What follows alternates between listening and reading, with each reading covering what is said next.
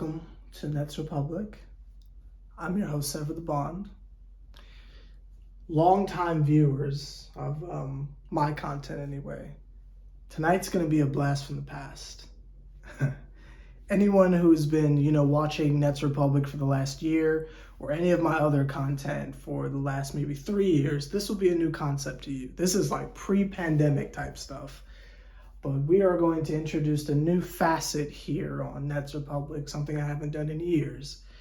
And we're doing it at the conclusion of our second game against the Cleveland Cavaliers. I'm not going to lie, I thought we were going to win. They fooled me yet again, and I thought they were going to win. But of course, they fumbled the bag, last minute three. You can already guess who didn't play. This time Jacques Vaughn put Claxton in, so that was fun. But Cam Thomas did not play at all. But that's not even there. With this loss, things just get worse and worse and worse, and I'm tired of trying to make sense of it. We all know what we can do to make the situation better. The Brooklyn Nets refuse to do it, so I've decided to usher in a new era. It's been a while. It has been a while. My hair was a lot shorter back then too, but let's get into it. Let's get into it. These glasses were cleaner at the time too. Let's get into it. Ladies and gentlemen, my name's Seth the Bond, and I'd like to welcome you to the 2023 Seth the Bond Tank-A-Thon. Kill the foolishness alarm!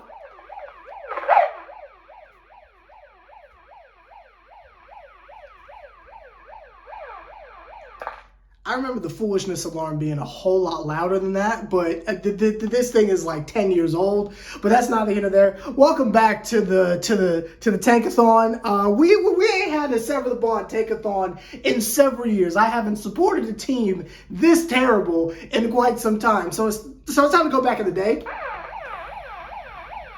Time to go back in the day. We're gonna ring the foolish alarm and we're gonna get with the shenanigans.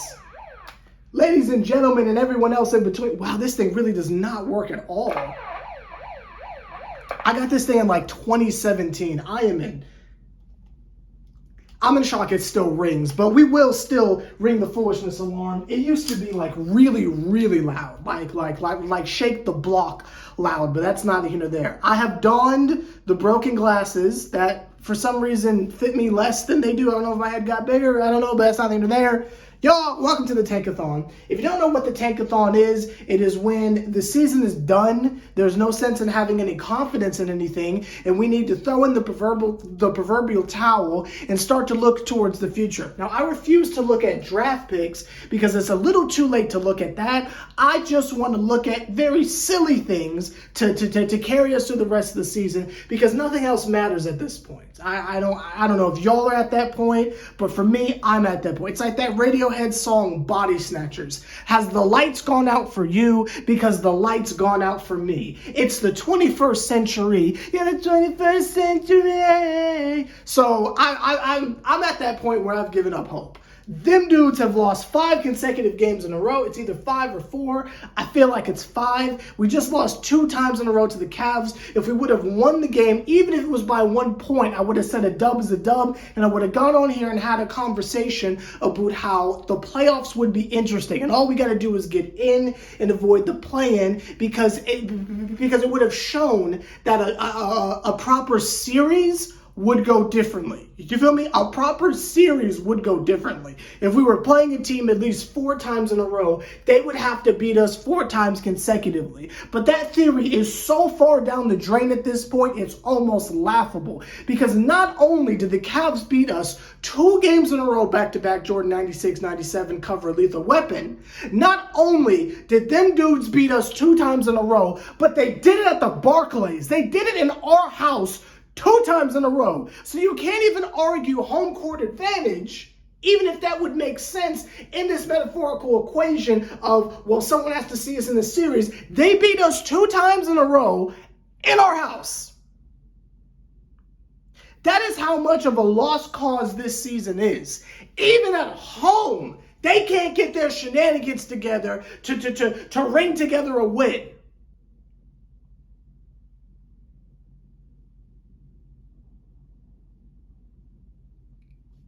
And I'll say, for a little bit, shout out to Jacques Vaughn, because not only did he have the wherewithal to take out Day'Ron Sharpe and put Claxton back in, and yeah, Day'Ron Sharpe was having a very nice game statistically. We appreciate your backup center minutes. Again, why it is we signed that like Moses Brown dude or whatever his name is, that like really tall dude who's got the long locks, I don't know what we signed him for a 10-day for if we're not going to let him play. But again, this is just the Norvell Pell cycle all over again, where we're just going to sign people. You remember when we got Shumpert for like 10 days? Like it's that random revolving door again. But this time this was Jacques Vaughn at the helm, but that's neither here nor there. So I will applaud Jacques Vaughn for taking Day'Ron Sharpe out and putting Mr. Claxton back in, and having the mental capacity to understand that Cam Johnson is doing absolutely nothing.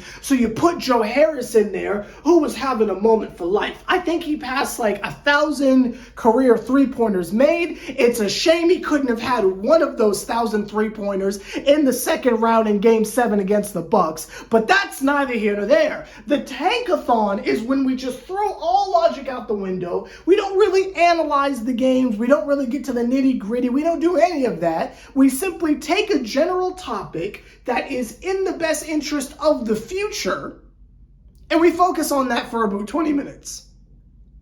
Now, I used to do live streams, so we would actually have an on-camera auction of a new player each game to sit there and like auction off should we keep them or not, which sounds a little mildly racist, but this was 2017.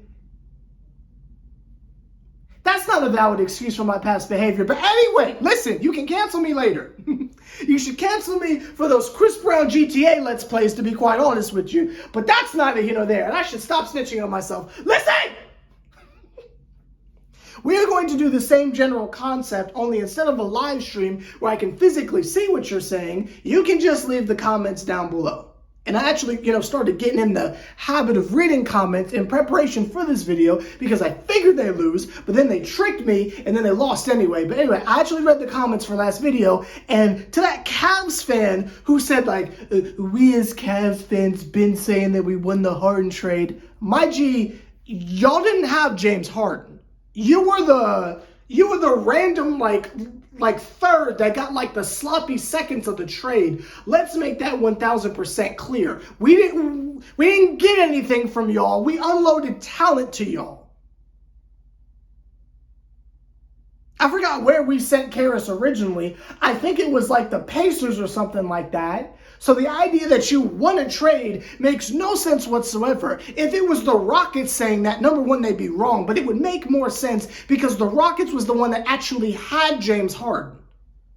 If Philly wants to say that, that makes a little bit of sense because they got Harden and we got Ben Simmons. So that makes a little sense. But for a Cavs fan to beat their chest and say they won the trade, my G, we dumped contracts onto you to get a former MVP. Now, did it work out? No, but that ain't got nothing to do with y'all. So I just need the Cavs fan to just pipe down just a teensy bit. If you can listen to Drake, Mr. Aubrey Graham, Wheelchair Jimmy off of Certified Lover Boy for a second, possibly what I say is the standout track, I'm going to need for you to pipe down because we're not talking to you. Nobody cares what y'all are doing over there. If I can quote the great Joakim Noah, what's so great about Cleveland? Like, by all means, someone inform me because we ain't talking to y'all. Let me make that clear. We ain't talking to y'all. Nobody asked for your opinion, but that's neither here nor there. And when you lose in the first round to the Knicks, I will chuckle endlessly at you. Believe me. Believe me. I'm that servant boy they see me in the street. I'm not trying to find nobody else to beat. I'm the one they come to see because they all believe me. I know that I'm better one of these. Hey, go. Him or her Ferrari. One for me, one for my daughter. Waiting for somebody to test me like a hover. Tell them 223s to Michael Jordan. Call my kitty shell. Listen. Don't get me started on that. Believe me. We don't talk about Believe Me enough. If Carter 5 would have dropped on time, this would be a completely different universe we'd be living in. But Lil Wayne and Drake, Believe Me,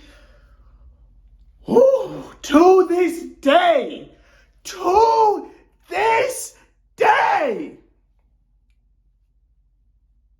I am severely off topic, I apologize, but my job is to entertain you in these dark times, and that is what I'm doing. But anyway, today we are going to, I don't want to say auction off because I've kind of realized in my older age how terrible that is, but today we are going to have, we are going to have on the podium, if you will, a very interesting individual.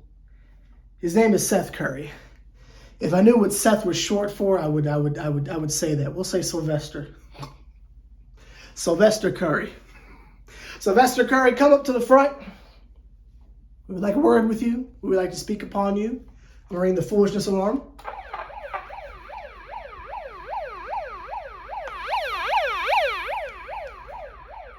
Mr. Sylvester Curry, I'm going to ask y'all, the audience.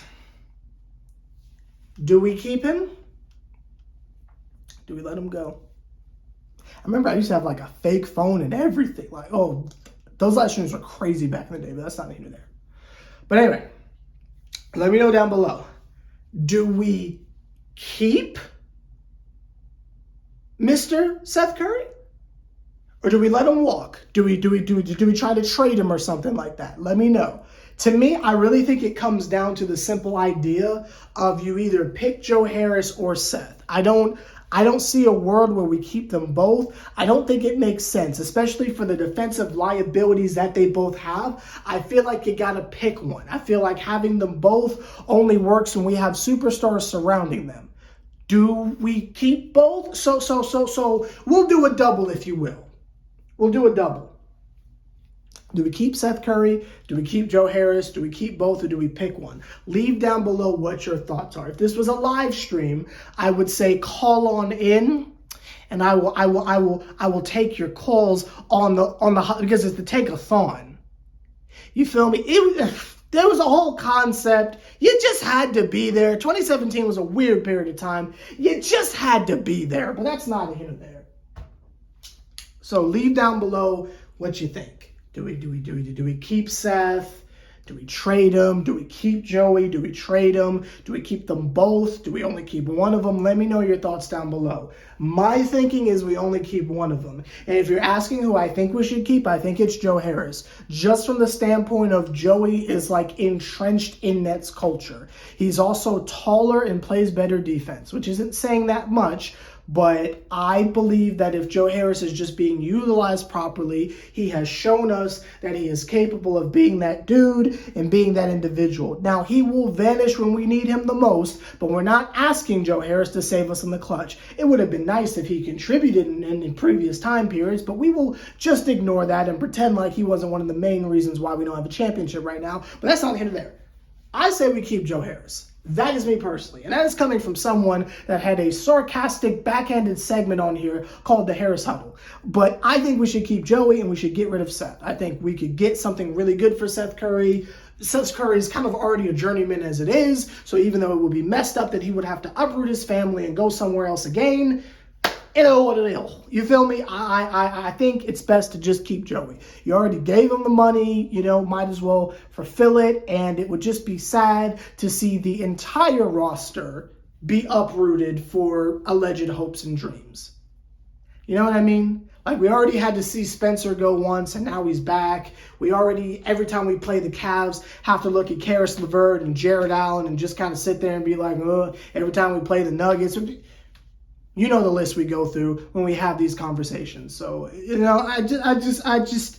I think it would be nice just for nostalgia purposes and continuity if we were to keep Joe Harris.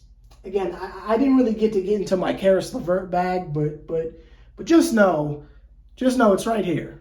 Karis is always going to be with me right here. Love me some Jared Allen, but it's Karis, bro. It's Karis. I love Karis LeVert so much. So much so that if I ever have to legally change my last name, I'm going to change it to Levert. So that would be Sever the Levert. Maybe just Sever Levert. I'll drop the Sever Levert. If I ever have to legally change my name, it'll be Levert because I like Harris Levert that much, but that's not here or there. I'm down for tanking. Some people have been suggesting it in the comments as of late, and I'm officially there. Last video was me coming to terms with the fact that we're not going to do anything, but I am down for tanking. We will not actually tank. That's not really what the Nets plan on doing, but that mentality is the mentality I'm taking. And what I mean by that is simply not that we should purposefully be losing for draft picks, but just from the simple standpoint of, I don't think wins and losses matter at this point. It really, really doesn't. I think the playoff seeding is very fascinating. It's an interesting concept because the Knicks will lose a couple games, then the Hawks will lose a couple games, then the Heat win a game but lose a game, and the Bulls are getting more competitive. It's just kind of an interesting stack up in the Eastern Conference. I think everyone is so focused on the West that they forget how interesting the Eastern Conference is as well. That little log jam of like the Knicks to the Wizards is like, it's literally like someone goes on a 7-game slide and the whole picture looks different. You know what I mean? But it's like each team that's competing for certain spots are like battling each other right now, right? Like who did the Knicks just play? They just played Miami last night. And now they're playing Orlando tonight. I'm pretty sure they lost. So they just did the little like Florida up and down joint. It's not a triangle like Texas, but they just did the little like Florida like tour thing, right? So it's like, these are all teams that are like gunning for certain positions. So it's like, you'll see the Heat coming up, but the Heat are battling the Knicks and us and the Hawks, but we're all playing each other. So it's like one team will win, but then another team loses, but we're talking about the same teams that are battling for positions, so it's like nothing happens, right? Like the Heat win a game, the Knicks lose a game, but they're fighting for the same position, so no one moves. It's very fascinating stuff, and I don't think it's being discussed enough how closely competitive the bottom half of the Eastern Conference is, because every team wins a couple games and then loses a couple games, and it just stays in the same general logjam. It's very, very fascinating stuff. I think we might make the playoffs, like avoiding the play-in, just on accident, because there's like, what, 5 or 6 games left? I think just because the teams under us are so sometimey and the Knicks above us are so sometimey, I think it's possible that everyone just kind of chills. Because if the playoffs were to start today, according to the graphic they showed on Yes, which, side note, how did y'all feel about that Rhapsody concert?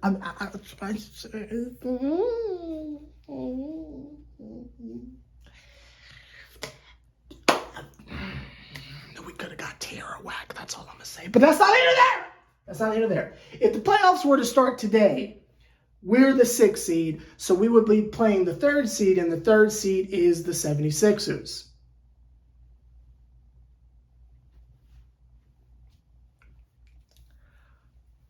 So that would suck. that would suck. I mean, if we can't beat the Cavs, I don't think we have a chance against the Sixers. But you know, there's that. If we were to go any lower than where we are right now, we'd be in the play-in. And I almost guarantee we lose.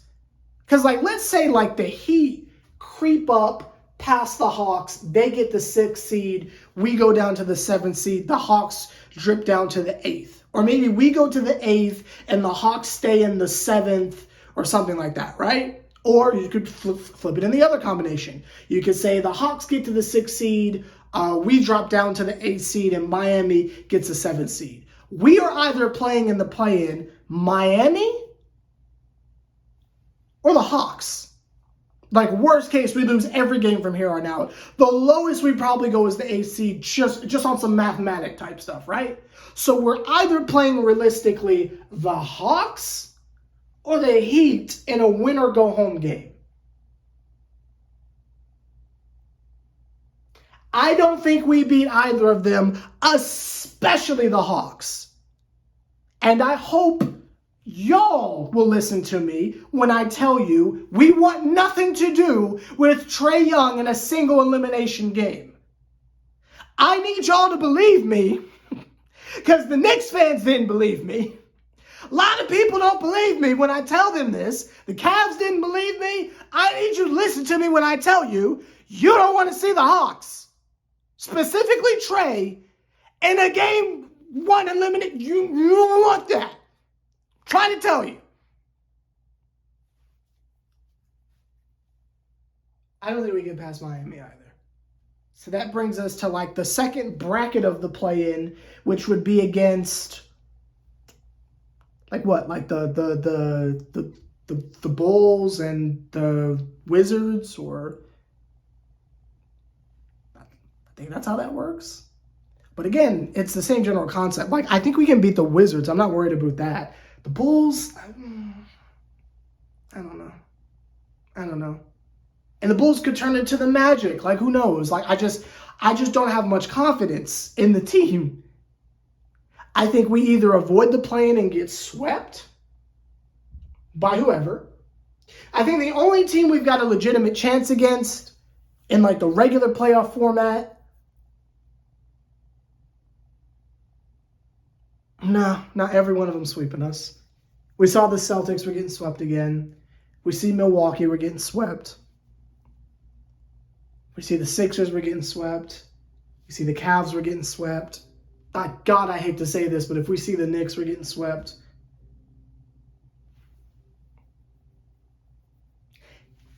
This is kind of why the Tank-A-Thon exists, because it's like whatever we do, we lose. So it's like, do you want to get swept or do you just want to get eliminated in one or two games? That's kind of the point that we're at here.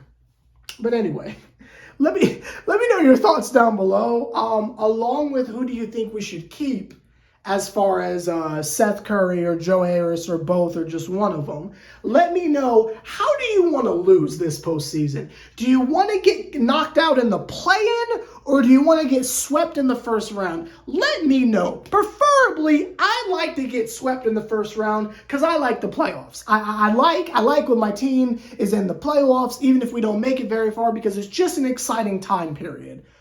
So I'd rather get swept than get knocked out in a single round game, but that's not here and there. Let me know your thoughts down below. I randomly have to pee, so I'm kind of like doing the happy dance a little bit, so I'm going to cut the video short. How long have I been talking? It's been 20 minutes yet? It has been well beyond 20 minutes. I have put in a very hard day's work. So I will see y'all whenever it is we play again. I think we play Miami. We will most likely lose, and I will see you for that game. I am going to go pee. See y'all later. Welcome to the Tank-A-Thon.